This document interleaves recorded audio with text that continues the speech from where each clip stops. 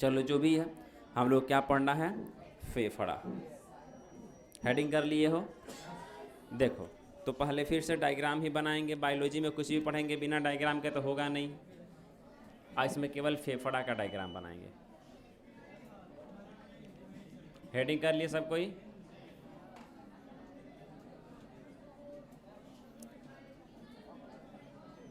ये बना दिए ट्रेकिया,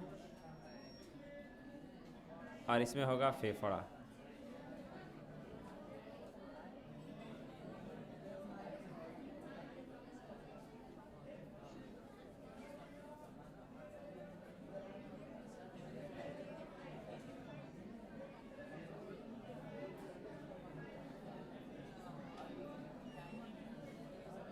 दिख रहा है जी? ये क्या है? फेफड़ा है। और ये क्या है? ट्रेकिया है। और हमने बताए हैं कि ट्रेकिया के ऊपर क्या होता है? ऐसा रिंग होता है जो क्या करता है, तो ट्रेकिया को पिचकने से बचाता है। रिंग किसका बना होता है? कार्टिलेज का बना होता है। तो ये हो गया फेफड़ा। ये फेफड़ा रहता कहाँ है? तो वक्ष गुहा में रहता है। ठीक है, ये फेफड़ा कहाँ रहेगा? वक्ष गुहा में रहता है। वक्ष गुहा, वक्ष गुहा। अंग्रेजी क्या होगा? Chest cavity. ये फेफड़ा कहाँ रहता है? चेस्ट कैविटी यानी वक्ष गुहा में। वक्ष गुहा मतलब ये छाती का खाली स्थान। ठीक है, तो छाती जो है यहाँ पे जो खाली स्थान मिलेगा उसे वक्ष गुहा कहा जाएगा। तो ये वक्ष गुहा में रहता है फेफड़ा। संख्या कितनी दिख रही है? तो संख्या इसका 2। फेफड़ा कितने हो गए? 2। ठीक है, वक्ष गुहा में। अब देखो, ये फेफड़ा जो है ये हमेशा चलते रहता है, सिकुड़ते फैलते रहता है, सबको पता है। और सिकुड़ने फैलने से इस फेफड़ा के दीवार में घर्षण हो सकता है, और घर्षण से ये फेफड़ा कट सकता है, फट सकता है। होता है ना? कहने का मतलब कि तुम नया चप्पल खरीदे, कुछ महीनों तक पहने, कुछ महीने बाद क्या होता है? चप्पल घिस जाता है। घिसने के बाद भी चेंज नहीं किया तो उसमें छेद हो जाता है। होता है ना? जो बता रहा है कि हाँ भाई, कोई भी चीज़ लगातार घिसे तो उसकी मोटाई कम हो जाती है। ठीक है, और नहीं तो फटने लगती है। तो सेम वही बात है कि फेफड़ा लगातार सिकुड़ते फैलते रहता है।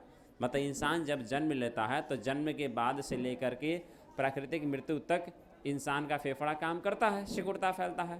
क्योंकि ये सिकुड़ेगा फैलेगा तभी ना हम लोग सांस लेंगे। तो सिकुड़ने फैलने से फेफड़े का जो दीवार है, चाहे किसी भी तरफ का दीवार हो, शरीर के अन्य दीवार से रगड़ मतलब वो घर्षण करेगा। घर्षण करने से वो दीवार फट सकता है, यही ना? लेकिन आज तक तुम कहीं सुने हो कि फलनिया का फेफड़ा मतलब कि घर्षण से फट गया है? नहीं सुने हो। क्यों नहीं सुने हो? क्योंकि फेफड़ा जो है इसके चारों तरफ एक सुरक्षात्मक परत होता है, झिल्ली जैसी परत होती है। हाँ, एक झिल्ली जैसी परत होती है। वो परत जो है ना, उसे क्या कहते हैं? प्लूरल मेम्ब्रेन कहते हैं।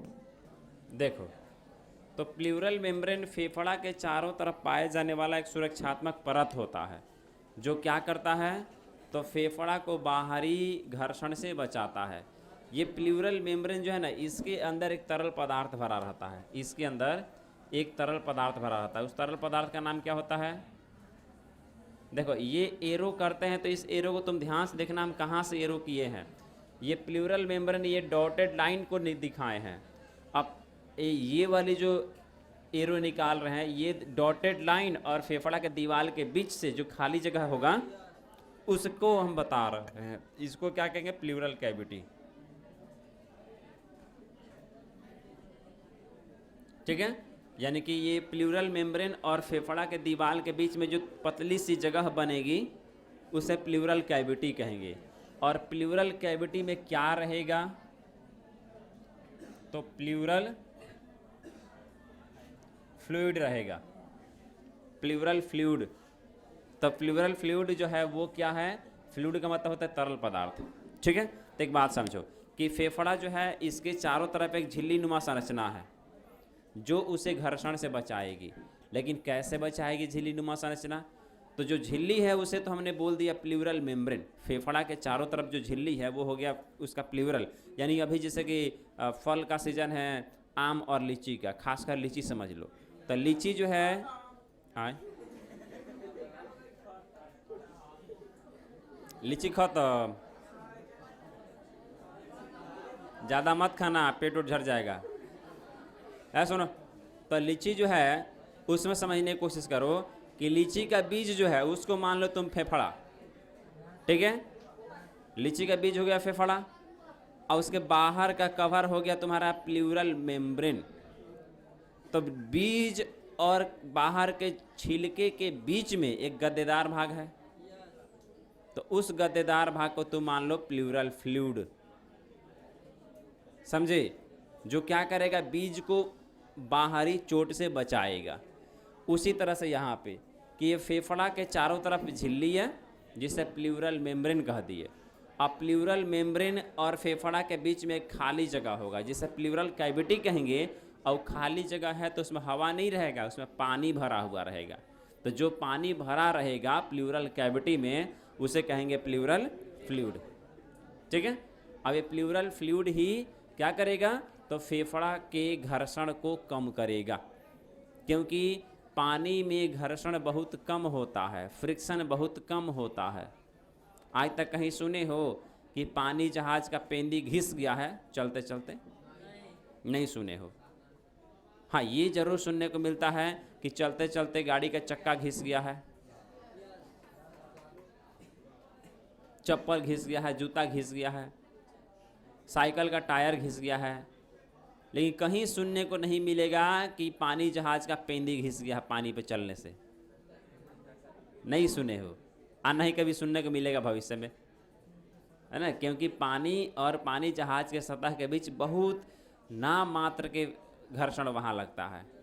यानी कि सबसे अच्छा चीज़ है वहाँ पे कि घर्षण नहीं हो रहा है। तो वही बात है कि जब घर्षण पानी के ऊपर नहीं होता है, इसीलिए इंजीनियर ने क्या किया? हमारे फेफड़ा के चारों तरफ प्लूरल कैविटी में क्या भर दिया? पानी भर दिया। ये फेफड़ा में नहीं है, फेफड़ा के बाहर है।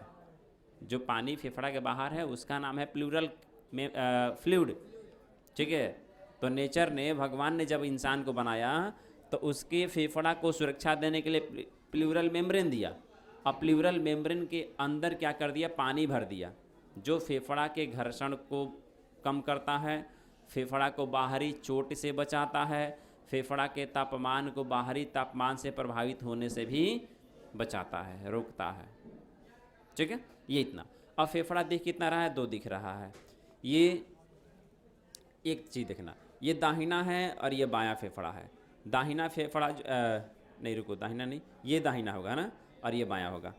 तो इसमें एक फेफड़ा जो है, बायां फेफड़ा जो है, इसमें अंदर की ओर कुछ धंसा हुआ जगह मिलेगा। तो जो धंसा हुआ जगह है ना, ये हृदय के लिए है, क्योंकि हमारे बाएं तरफ वाले फेफड़ा जो है यहाँ पे हृदय होता है, बाएं तरफ हृदय होता है ना, तो बाएं तरफ वाला फेफड़ा थोड़ा धंसा हुआ रहता है ताकि हृदय को जगह मिल सके। ठीक है? अब देखो, इस फेफड़ा में ये जो नली प्रवेश कर रही है, इस नली का नाम क्या है? इसका नाम क्या बताए थे? ब्रोंकी। श्वसनिका बोले थे ना, श्वसनी, ऐसे। ठीक है? तो ये हो गई ब्रोंकी। तो ब्रोंकी जो है वो फेफड़ा में प्रवेश करती है। ठीक है? अब जैसे ही ब्रोंकी फेफड़ा में प्रवेश करती है तो ये अन्य पतली पतली नलियों में बट जाती है। ब्रोंकी अन्य पतली पतली नलियों में बट जाती है, और सबका अलग अलग नाम होगा। ठीक है? फिर ये नली और छोटी नली में बटी, और ये जा कर के ऐसे बैलून जैसी संरचना में बटी। ठीक है?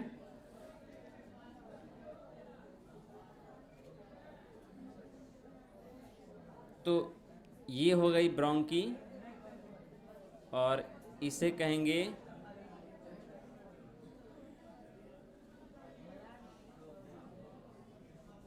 ब्रोंकियोल, और इसे कहेंगे एल्वियोलर डक्ट। एल्वियोलर डक्ट, और इसे बोलेंगे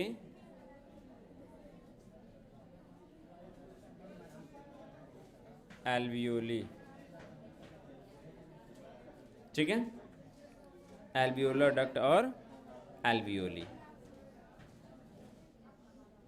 देखो, समझने की कोशिश करो। ये ट्रेकिया है, ट्रेकिया दो भाग में बटी, दोनों का नाम ब्रोंकी। ब्रोंकी जब फेफड़ा में आएगा तो फिर छोटी छोटी नली में बटेगा। तो जब ब्रोंकी बटेगा छोटी नली में, तो उस छोटी नली को ब्रोंकियोल कहेंगे। और नहीं, श्वसनिका लिखा ना, तो ऐसे जो श्वसनिका में बट जाती है। और उसके बाद से ये आ गई एल्वियोलर डक्ट। तो एल्वियोलर डक्ट को क्या कहेंगे? वायु कोष्ठिका वाहिनी। बड़ी भयानक है, वायु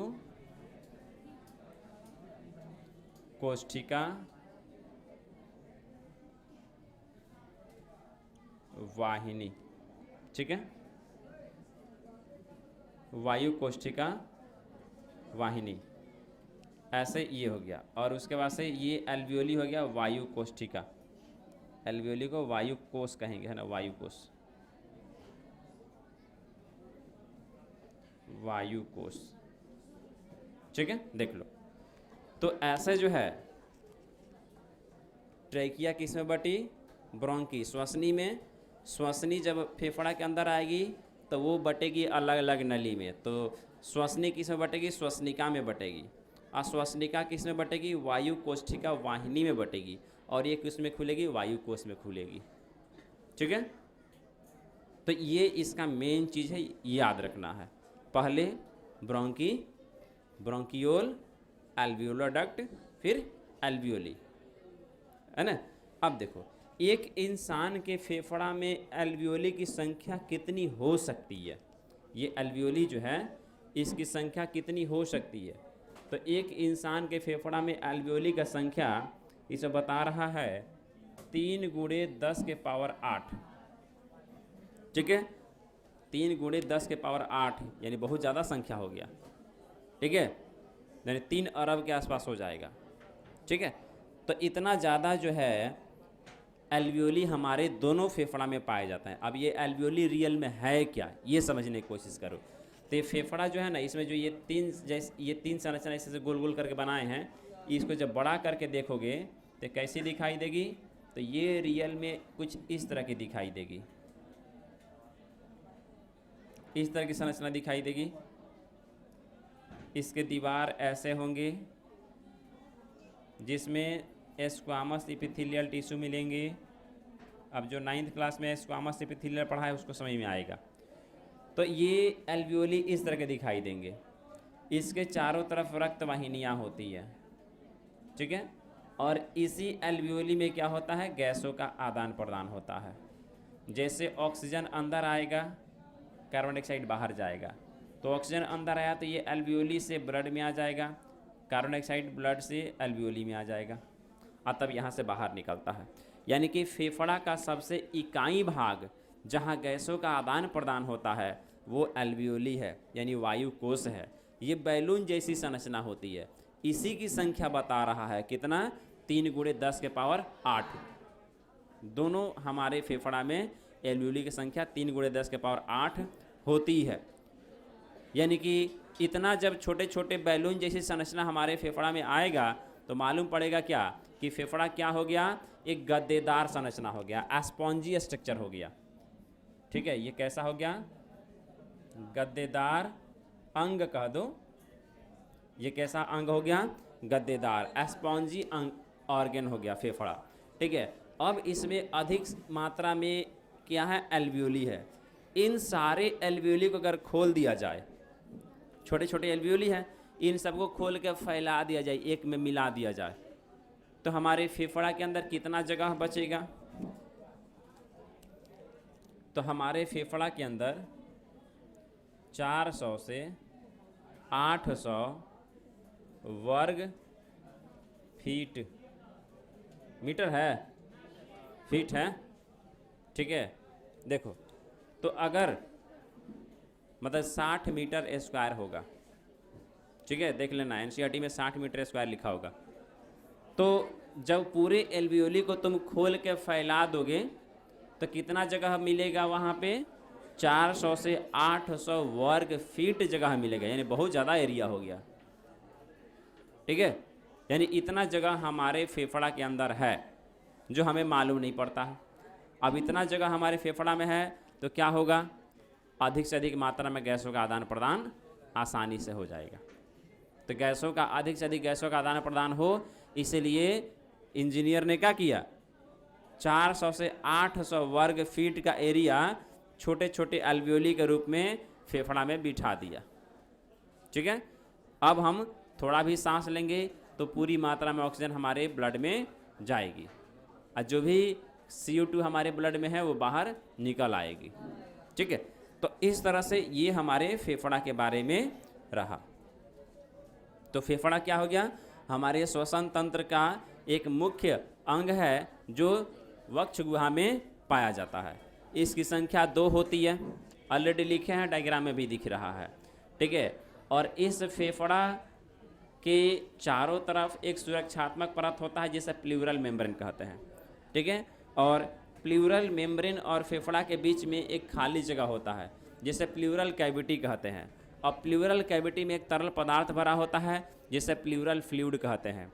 वास्तव में प्लूरल फ्लूइड ही हमारे फेफड़ा को घर्षण से बचाता है, ठीक है। उसके बाद से क्या बताए कि बाएं तरफ का जो फेफड़ा होता है वहाँ पे एक छोटा सा जगह बना रहता है मतलब जो हृदय को स्थान देता है वहाँ पे, ठीक है। अब देखो, फेफड़ा में क्या प्रवेश करता है? ब्रोंकी। ब्रोंकी जब फेफड़ा में जाता है तो किस में बढ़ता है? ब्रोंकियोल में। ब्रोंकियोल किस में बढ़ता है? एल्वियोलर डक्ट में। और एल्वियोलर डक्ट कहाँ खुलता है? एल्वियोली में। एल्वियोली क्या है? तो फेफड़ा का इकाई संरचना होता है, इकाई भाग होता है। एल्वियोली क्या है?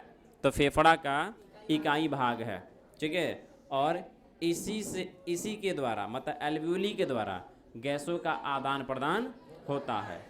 एल्वियोली की संख्या दोनों फेफड़ा में कितना होता है? 3 × 10⁸। अब एल्वियोली की संख्या अधिक होने से फेफड़ा कैसा अंग है? गद्देदार अंग है।